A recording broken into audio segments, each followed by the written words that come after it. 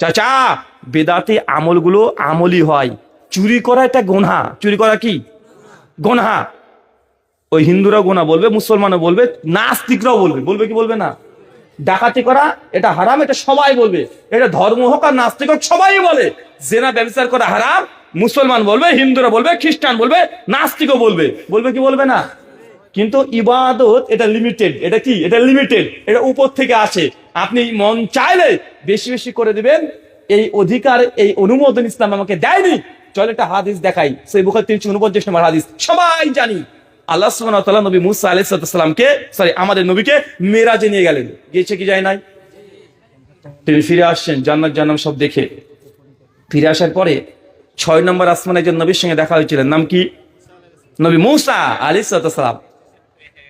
মুসা সালাম ধরেছেন আমাদের নবীকে আকাশে, ধরে বলছেন যে আল্লাহ আপনাকে কি দিয়েছে বলেন তো? আমাদের নবী খুশি মনে বলছেন যে ফারাজা খামসিন সালাতান, আমার উম্মত কালে 50 ওয়াক্ত নামাজ দিয়েছে। কত ওয়াক্ত চাচা? 50 ওয়াক্ত। মুসা নবী শুনে তো অবাক, বলে কি 50 ওয়াক্ত? কি হয়েছে? যান ফিরে যান ইলা রাব্বিক, রবের কাছে যান। আরে আপনার উম্মত এত নামাজ পড়তে পারবে না, নামাজ কমিয়ে আনেন। আমাদের নবী আল্লাহর কাছে চলেছে, আল্লাহ উম্মত পারবে না, আল্লাহ নামাজ কমিয়ে দাও। কমিয়ে দিয়েছে। মুসা নবী বলছে কত কমিয়েছে? এত কমিয়েছে, আবার যান, এখন আদায় করতে পারবে না। নবীকে বারবার যায় আর আসে, যায় আর আসে, আস্তে আস্তে লাস্টে কত? 5। মুসা নবী সেই সময় বলছে যান, আবার ফিরে যান, আপনার উম্মত 5 ওয়াক্ত আদায় করতে পারবে না, নামাজকে কমিয়ে আনেন। আমার নবী তখন বলছে যে আমার লজ্জাবোধ করছি যে আমার উম্মত 50 ওয়াক্ত থেকে 5 ওয়াক্ত এটাও পড়তে পারবে না, আমি রবের কাছে যেতে লজ্জাবোধ করছি, আমি আর যেতে পারবো না। মনে মনে আপনি বলছেন আর একবার গেলেই হতো। 50 থেকে 5 হয়েছে, আর একবার যদি মুসা নবীর কথা শুনে চলে যেত, তাই 5ও থাকতো না, শুধু জুমা। আর জুমা মুসল্লি তো অনেক আছে, সব আল্লাহর ওলি হয়ে যেতাম আমরা। আল্লাহ নবী বলছেন আমি আজ যেতে পারবো না। যখন এই কথা বলেছে আল্লাহ তখন জানিয়ে দিলেন, শুনেন আপনার উম্মত যদি 5 ওয়াক্ত নামাজ যদি হেফাজত করে, আমি আল্লাহ 50 ওয়াক্তের নেকি তাদের আমলনামায় দিয়ে পূর্ণ করে দেব। উম্মতে মুহাম্মাদি 5 ওয়াক্ত পড়বেন আর নেকি পাবেন কত? 50। এই হাদিস আমরা বারবার বারংবার একাধিকবার কয়েকশো বার আপনারা সকলেই জানেন। তবে এই হাদিস থেকে যে জিনিসটাকে বের করার চেষ্টা করছি, এবার একটু বোঝার চেষ্টা করেন। চাচা, 2 জন নবী আকাশে, কোথায়? দুনিয়াতে না, কিন্তু একদম 6 নম্বর আকাশে তাদের কথা চলছে। যদি ইবাদত নিজের মনের মতোই করা যেত, ভালো কাজ বেশি করলে ক্ষতি কি, বা কম করলে ক্ষতি কি? যে নিজের মর্জি মতো করা যেত, তো আসমানে বসে নবী মুসা আর আমাদের নবী দুজন বসে 50 ওয়াক্ত নামাজকে কমিয়ে তারা 5 করে নিত। বুঝতে পারেননি মনে হয়। যদি নবীদের অধিকার থাকতো যে ইবাদত মন চাইবে যা বাড়িয়ে দেবো বা কমিয়ে দেবো, নবীদের যদি অধিকার থাকতো যে বাড়াবো বা কমাবো, তাই মুসা নবী আর আল্লাহ দুজন পরামর্শ করে 50 ওয়াক্ত নামাজকে তা 5 করে দুনিয়াতে আনতো। কিন্তু তা করছে না, কি করছে? বারবার আল্লাহর কাছে যেতে হচ্ছে। কেন? কারণ ইবাদত হবে আল্লাহর। কত রাকাত ইবাদত করবেন, কোন সময় করবেন, কতটুকু করবেন, এটা আল্লাহ ফাইনাল করে দিবে। আল্লাহ নবীদেরকে অথরিটি দেয়নি যে নিজের ইচ্ছা মতো নামাজকে কমিয়ে দিবেন বা বাড়িয়ে দিবেন, মন যা চাইবে সেভাবে ইবাদত করবেন। আল্লাহ নবীদেরকেও এই অথরিটি দেয়নি। তাই বারবার ইবাদতকে কমার জন্য আল্লাহর কাছে যেতে হয়। আর আমাদের দুনিয়াতে হুজুর আছে, ভালো কাজ করলে ক্ষতি কি, আর নবী করলে সমস্যা কোথায়, আর নামাজই তো পড়ছি। এখন কবরস্থানে গিয়ে আজান দেয়, আছে না? নাই কথা বলেন, কি দারুণ যুক্তি। কেন দেয়? হুজুর তো না ইঞ্জিনিয়ার। বলছে হাদিস তো বুখারী মুসলিমে বর্ণনা আছে, কি আছে? আজান দিলে শয়তান পাদ্দে পাদ্দে পালিয়ে যায়। আরে বুখারী নিয়ে হাদিস, কি হাদিস এটা? বুখারীতে নবীর হাদিস। যখন মানুষ দাফন কার্য করে শেষে চলে আসে, তখন শেষ ব্যক্তির পায়ের আওয়াজ ওই মৃত ব্যক্তি তখন শুনতে পায়। আর যখনই শেষ হয়ে যাবে, ওই সময় তাকে ফেরেশতা কবরের মধ্যে প্রবেশ করবে, তাকে রূহ দিবে, জীবন্ত করবে। তারপরে বেটাকে পরপর 3টে প্রশ্ন করবে, মান রব্বুকা, বল তো রবকে।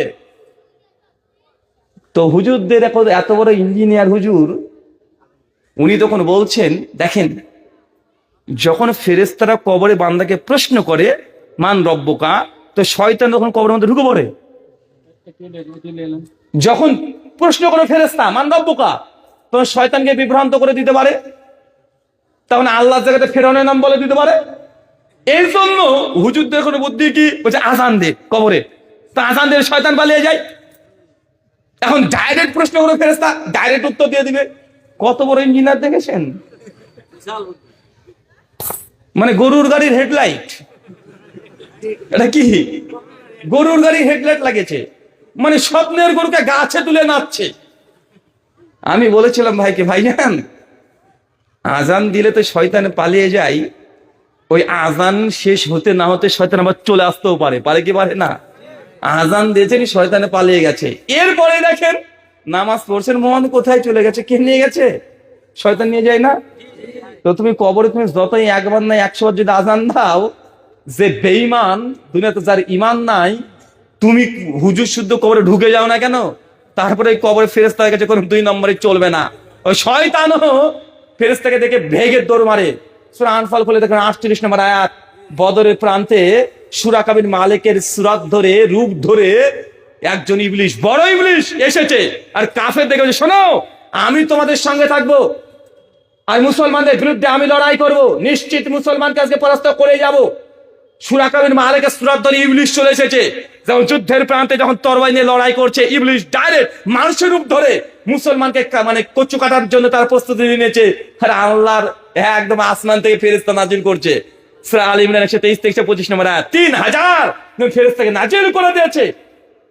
ইবলিশ ওখানে মানুষের রূপ ধরে আছে, সুরাকাবির মালিকের সুরাত ধরে আছে, মানে কাফ এই বনু বকর গ্রুপে সবচেয়ে বড় নেতা, প্রভাবশালী নেতা, তার রূপ ধরে এসেছে। ও যখন দেখছে ডাইরেক্ট ফেরেশতা জিবরিলকে, কে দেখতে পাচ্ছে? ইবলিশ ডাইরেক্ট দেখছে মিকাইল, সব ফেরেশতা চলে এসেছে। আর যখন ফেরেশতারা মাটিতে পা দিয়েছে, ধুলো উঠতে শুরু করেছে, ফেরেশতাকে দেখে এত বড় শয়তান, ও তখন সঙ্গে সঙ্গে তার তরবারি বলে ফেলে দিয়ে দৌড়তে শুরু করেছে। আর পিছন থেকে আবু সুফিয়ান এবং কলা ধরে, এই কোথায় যাচ্ছিস, তুই যে বললি যে আমাদের সঙ্গে লড়াই করবি, কই যাস তুই? উনি তখন বলছে, শোন আমি যা দেখতে পাচ্ছি তোরা তা দেখতে পাচ্ছিস না, আমি যা দেখছি তোরা তা দেখছিস না, এই বলছে আর পালাচ্ছে। আর শব্দ কি বলেছে জানেন? সূরা আনফালে 48 নম্বর আয়াত খুলে দেখেন, ওখানে শয়তান বলছে ইন্নী আখাফুল্লাহ, নিশ্চয়ই আমি আমার আল্লাহকে ভয় করি। কে বলছে বলেন তো? শয়তান বলছে আমি আল্লাহকে ভয় করি। ইন্নী আখাফুল্লাহ ওয়াল্লাহু শাদীদুল ইকাব, আর আল্লাহ তিনি শাস্তি দানে কঠোর। কে বলছে? ইবলিশ। তোমার আজান দেওয়ার কি রে ভাই, ফেরেশতার কাছে তোমার শয়তান কি টিকতে পারবে এমনি? কথা বলেন। যে বেঈমান, ওকে যদি শেখ আব্দুর রাজ্জাক বিন ইউসুফ হাফিজাল্লাহ বাংলাদেশের বক্তা, তিনি একবার বলেছিল যে তোমার ওই মসজিদের পাশে গোবর কেন, কাবা ঘরের তলে যে ঢুকিয়ে দাও, তারপরে কোনো উপকার হবে না, হবে নাকি? কথা বলেন, কোন উপকার হবে যদি তুমি বেঈমান হও? না। কিন্তু হুজুরের যা বুদ্ধি, হুজুরের তো অনেক বুদ্ধি, বেনামাজিকে নামাজি বানিয়ে এখন কবরে দাফন করে দেয়, আছে না নাই? লোকটা 5 ওয়াক্ত নামাজের 1 ওয়াক্ত পড়ে না। যখন জানাজা হয় বলে, তোর বাপ কখন নামাজ পড়ছে না, তো কাফরা দিতে হবে। কাফরা কি দিতে হবে? 10,000 টাকা দিয়ে দেয়, মানে 10,000 টাকা দিয়ে বেনামাজিকে নামাজি বানিয়ে দিচ্ছে হুজুরে। হুজুরের পাওয়ার কত বড় দেখেছেন? কত পাওয়ার। বাপ মারা গেছে, কিরে তোর বাপ মারা গেল কবরে আযাব পাবে, হুজুর ভয় দেখাচ্ছে। তো কি করতে হবে? হুজুর কোরআন খতম দিতে হবে। খতম মানে কি? শেষ করা, মানে হুজুর কোরআনকে শেষ করবে। এখন ও বলছে কোন আমি তো কোরআন টোরআন আমার তো মুখস্থ নেই বাবা। হুজুর তো মুখস্থ নেই। আচ্ছা তোর নেই তো কি হয়েছে, আমার তো আছে। এবার আমাদের 3 বার খতম দিয়েছি, মাল রেডি আছে একদম। তোর বাপ আমার বন্ধু মানুষ, তুই যদি চাস তোর বাপের নামে একটা বক্সিয়ে দেবো। তো তখন বেটা বলছে যদি একটা খতম না দিই সমাজের লোক কি বলবে, তো হুজুর দিয়ে দেন। তো কত কি দিতে হবে? বলছে কি আর দিবি, তোর বাপ তো বন্ধু মানুষ, 2,000 টাকা দিস। হুজুর সঙ্গে 2,000 টাকা ফাইনাল হয়ে গেছে, কোরআন খতম। কি খতম? কোরআন কেমন বক্সাবে। এরপরে বলছে তো বাপের নাম বল, বাপের নাম বলেছে। তার বাপের নাম বল, তার বাপের নাম বলেছে। হুজুর তো চোখ টোক বন্ধ করে কি জানি গুনগুন গুনগুন পড়ে 3 বার মারলো, ফু। বলছে তোর বাপের অ্যাকাউন্টে চলে গেছে। এই যে ওয়াইফাই হুজুর মানে পড়েছিল হু, মানে এমন ভাগ্য যে দোকানে মাল সাজানো হচ্ছে হুজুরে, মানে 4 পালা কোরআন খতম দেওয়া আছে, 4 বার, মানে সেলফে মাল তো রেডি করা আছে। মানে আপনি 2,000 টাকা দিয়েছেন, টুক করে কি একটা পরে মানে ওয়াইফাই মানে ফোন পের মতো পে করে দিয়েছে, আর আপনার বাপের অ্যাকাউন্টে মানে নেকি সব চলে গেল। জনগণ কি এতই বোকা, আপনারা ওই জিনিসই করেন। আরে ভাই মানুষ যদি মারা যায়, আল্লাহ বলছে ইল্লা সালাত, 3টে আমল ছাড়া আর কোনো আমল চলে না। কিন্তু হুজুর করেছিল আমল আর আপনাকে দিয়ে দিয়েছে, অতই সোজা। আপনি মেনে নিলেন এই কথাগুলো? সমাজে মানে না। আরে এটা না দিলে ভাবে যে বাপরে বাপ কি যে করলাম। আর মনে মনে ভাবছে বেটা যে আমার বাপের নয় 4 বার কোরআন খতম দিয়েছি, বাপ আমার এখন জান্নাতে ফুটবল খেলছে। মানে জান্নাত মনে হচ্ছে বাপের একদম মামু বাড়ি, মানে মনে করছে উনি এখন ফুটবল খেলছে। আল্লাহ সুবহানাহু ওয়া তাআলা এই মানুষগুলোকে তুমি হেদায়েত দান করো, আমিন। এগুলো বলার উদ্দেশ্য এটা নয় যে আপনাকে অপমান অপদস্থ করা। আপনার কাছে আমার আকুল অনুরোধ এতটাই যে আমাদের দাবি ওইটাই যে নবীর যে আমল করেছে, সাহাবী যে আমল করেছে, অতটুকুই সীমাবদ্ধ থাকেন, বাড়াবাড়ি করতে যায়েন না। আমি বুঝলাম আপনার হুজুর অনেক কোরআন বুঝে এই আমলটাকে বলছে এটা জায়েজ, এটা করলে নেকি হয়, করলে নেকি হয়, কিন্তু আল্লাহ তাআলা যদি নাজেজ হয়ে যায় সেদিন কি করবেন? সেদিন কি করবেন? আর আপনি সুন্নাত আমল করেন, হাজার হাজার আমল আছে, কত আপনি সুন্নাত কি সব পালন করা হয়ে গেছে? আর তা তো করা হয়নি। যেগুলো সুন্নাত হচ্ছে ওই আমলগুলো করেন, ইনশাআল্লাহ জেনে রাখেন সুন্নাত আপনাকে জান্নাত নিয়ে যাবে। সুন্নাত কি নিয়ে যাবে? জান্নাত নিয়ে যাবে। আর হুজুরদের কিছু ফতোয়া আছে, ফতোয়ার শব্দ শুনে বুঝে নেবেন যে কোনটা হুজুরের ফ্যাক্টরিতে তৈরি করা আর কোনটা হাদিসে তৈরি করা। আচ্ছা, মিলাদ করাকে কি বলে? সুন্নাত বলে না মুস্তাহাব বলে? কি বলে? বলে না জায়েজ মুস্তাহাব। আচ্ছা, যদি মিলাদ করা যদি নবী করতেন বা সাহাবেরা করতেন তাহলে কি জায়েজ হতো না সুন্নাত হতো? তো হুজুর জায়েজ বলে কেন? বুঝেননি মনে হয়। জায়েজ সেই সময়তেই আসে যখন ডাইরেক্ট কোরআন হাদিসে কোনো দলিল নাই, হুজুর নিজের বুদ্ধি দিয়ে জায়েজ করিয়েছে। কথা বুঝতে পারলেন? যদি কোরআন বা হাদিসে ডাইরেক্ট নুসুস থাকে তাহলে হয় ফরজ হবে, নচেত ওয়াজিব হবে।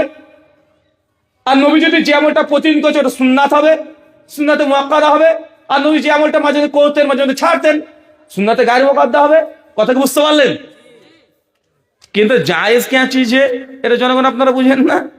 জায়েজ মানে ডাইরেক্ট না, এটা হাদিসে আছে না, কোরআনে আছে না, নবীজি প্রতিদিন করেছে না, মাঝে মধ্যে করেছে, মানে কোনো প্রমাণই নাই। কিন্তু হুজুরের বুদ্ধি তো ধরেছে এটা করলে ভালো, করলে হতে পারে।